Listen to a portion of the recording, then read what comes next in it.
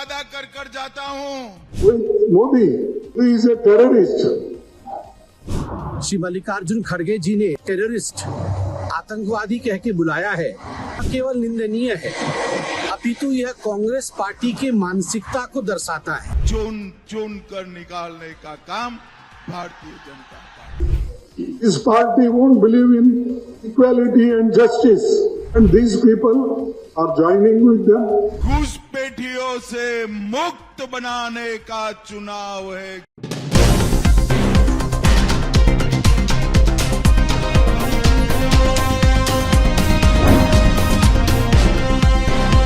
नमस्कार, मैं हूं तमन्ना, आप देख रहे हैं द संकेत लाइव। आज हम बात करेंगे उस सियासी तूफान की जो चुनावी माहौल के बीच अचानक खड़ा हो गया, जहां एक तरफ बयानबाजी अपने सबसे निचले स्तर पर पहुंचती दिख रही है, तो दूसरी तरफ आरोप प्रत्यारोप का ऐसा दौर चल रहा है जिसने पूरे देश का ध्यान अपनी तरफ खींच लिया है। दोस्तों, कहानी की शुरुआत होती है कांग्रेस अध्यक्ष मल्लिकार्जुन खड़गे के उस बयान से जिसने राजनीतिक गलियारों में भूचाल ला दिया है।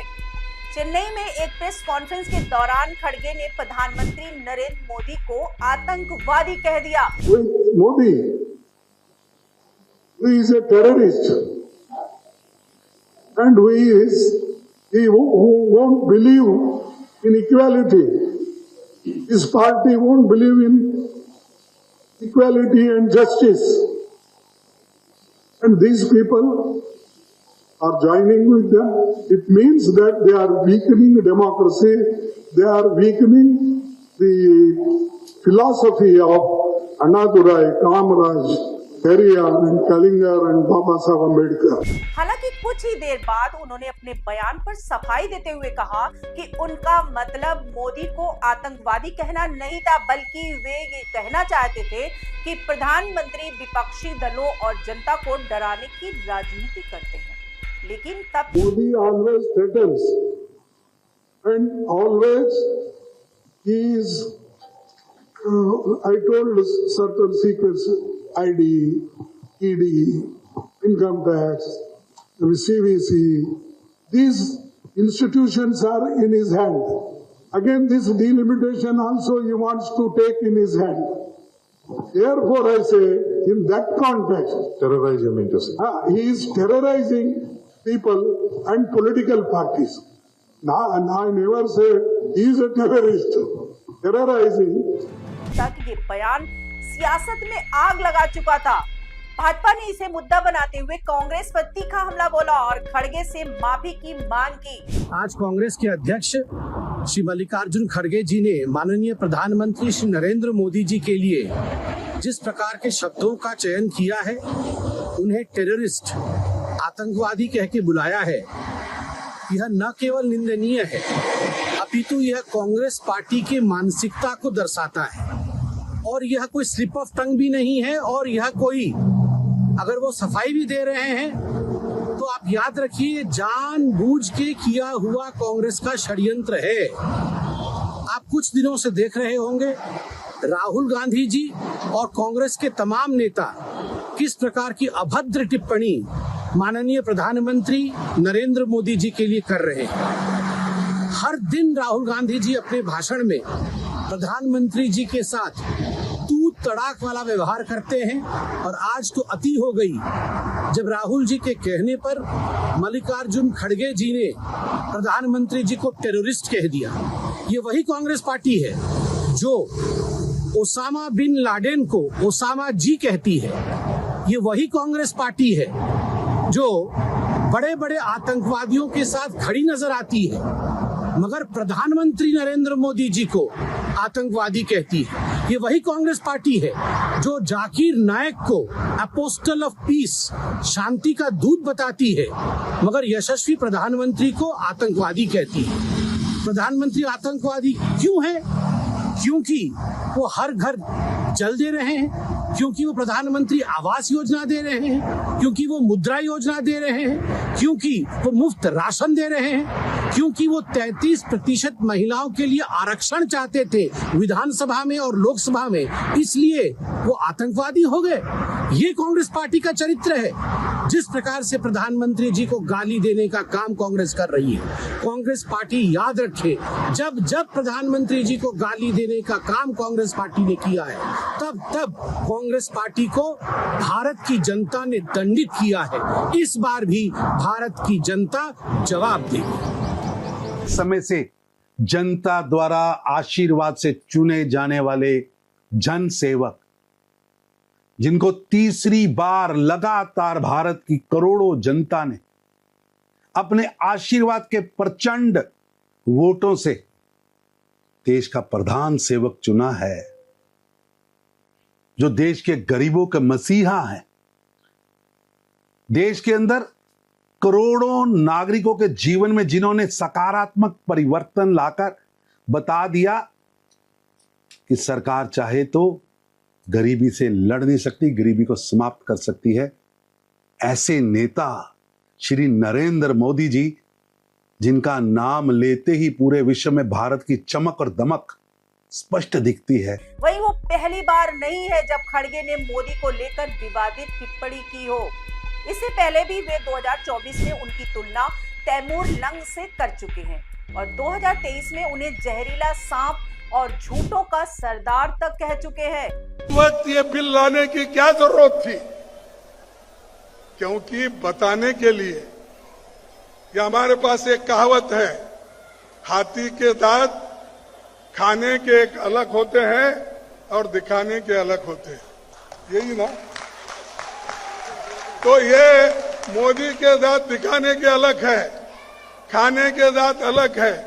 तो ये मोदी हमेशा झूठों का सरदार है। झूठ बोलना, इलेक्शन जीतने के लिए क्या कहना वो कहते जाना, वो और लोगों को बोलना, अरे देखो भाई मोदी जी क्या है, महिलाओं के लिए, बच्चों के लिए, बूढ़ों के लिए, सबके लिए काम कर रहा है।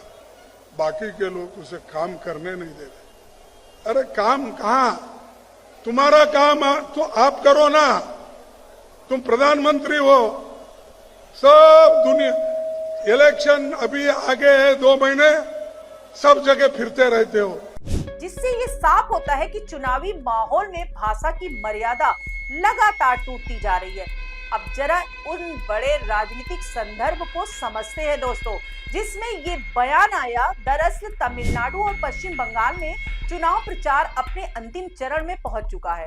तमिलनाडु की सभी 234 सीटों और बंगाल के पहले चरण की 152 सीटों पर चुनाव प्रचार खत्म हो चुका है और अब सभी की नजर 29 अप्रैल को होने वाले दूसरे चरण के मतदान और 4 मई को आने वाले नतीजों पर टिकी हुई है। और ऐसे में हर बयान, हर आरोप और हर घटना सीधे वोटर के मानस को प्रभावित करने की कोशिश बन चुकी है। और इसी बीच भाजपा ने कांग्रेस और उनके सहयोगियों पर पलटवार करते हुए कहा कि ये लोकतंत्र का अपमान है। केंद्रीय मंत्री और भाजपा नेताओं ने कहा कि देश के प्रधानमंत्री को इस तरह के शब्दों से संबोधित करना न सिर्फ गलत है बल्कि ये जनता के फैसले का भी अपमान है। That the Congress party and Mr. Stalin's DMK party have come to such a low level. They have stooped to this low level that a democratically elected prime minister, elected by the people of India, they are calling a terrorist. I strongly condemn Mr. Kharge's statement. I demand an apology from both the partners, Rahul Gandhi and M.K. Stalin, for this downright insult of the people of India. They have not only insulted Prime Minister Narendra Modi, who is elected by all of us, who is the leader of the world's biggest democracy, the mother of all democracies, but they have insulted 140 crore Indians.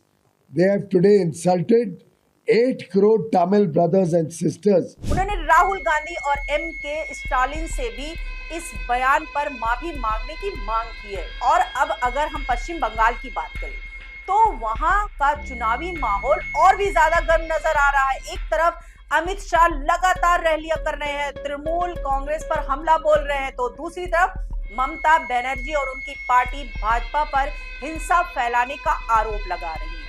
Amit Shah ने अपनी rally में साफ कहा कि अगर बंगाल में भाजपा की सरकार बनती है तो 4 मई के बाद हर घुसपैठियों को देश से बाहर किया जाएगा और हर गुंडे को जेल भेजा जाएगा। ये चुनाव पूरे बंगाल को घुसपैठियों से मुक्त बनाने का चुनाव है, घुसपैठियों से मुक्त। कुल्टी वालों मुझे बताओ, बंगाल से घुसपैठिए को निकालना चाहिए या नहीं निकालना चाहिए? ये दीदी कहती है घुसपैठिए को बचा कर रहो। मैं आपको वादा कर कर जाता हूं, 23 तारीख को कमल के निशान पर बटन दबा दीजिए। 5 तारीख को भाजपा सरकार बना दीजिए।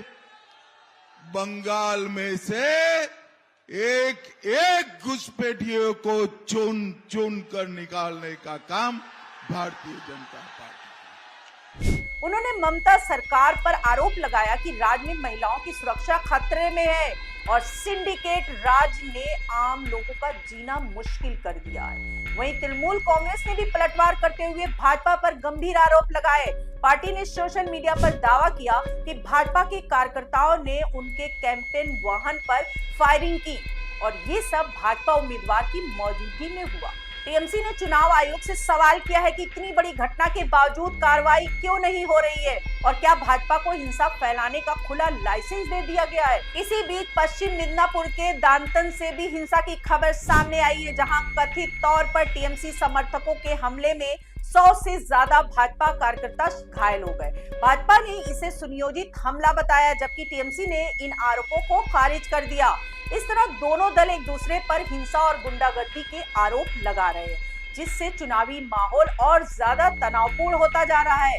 अब इस पूरे घटनाक्रम में एक और दिलचस्प मोड़ तब आया जब नेताजी सुभाष चंद्र बोस के पोते चंद्र कुमार बोस ने बयान दिया कि भाजपा में शामिल होना उनकी गलती थी और उन्होंने टीएमसी में शामिल होकर इसे सुधार लिया।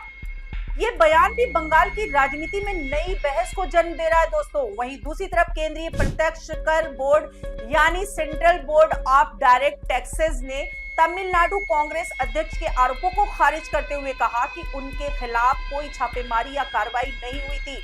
जो भी जांच हुई थी उसका उनसे कोई संबंध नहीं था।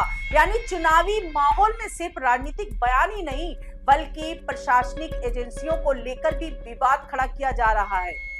अब अगर हम पूरे घटनाक्रम को एक साथ देखें तो ये साफ नजर आता है कि चुनावी राजनीति में बयानबाजी का स्तर लगातार गिरता जा रहा है। जहां एक तरफ बड़े नेता एक दूसरे पर बेहद तीखे और व्यक्तिगत हमले कर रहे हैं, तो वहीं दूसरी तरफ जमीन पर हिंसा और तनाव की घटनाएं भी सामने आ रही हैं।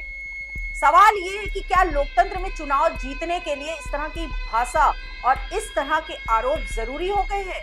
क्या जनता इन बयानों से प्रभावित होती है या फिर अब लोग इन सब से ऊपर उठकर मुद्दों पर वोट करने लगे हैं? और सबसे बड़ा सवाल ये है कि क्या चुनाव आयोग और प्रशासन इस पूरे माहौल को शांतिपूर्ण और निष्पक्ष बनाए रखने में सफल हो पाएंगे या फिर आने वाले दिनों में ये तनाव और बढ़ेगा? फिलहाल नजरें 29 अप्रैल की वोटिंग और 4 मई के नतीजों पर है दोस्तों, जो ये तय करेंगे कि जनता इस पूरे सियासी जंग में किसके साथ खड़ी है। आप इस पूरे मुद्दे को कैसे देखते हैं? अपनी राय हमें कमेंट्स में जरूर बताएं और ऐसी ही गहराई से विश्लेषण के लिए द संकेत लाइव को लाइक, शेयर और सब्सक्राइब करना ना भूलें। आज के लिए इतना ही। नमस्कार दोस्तों।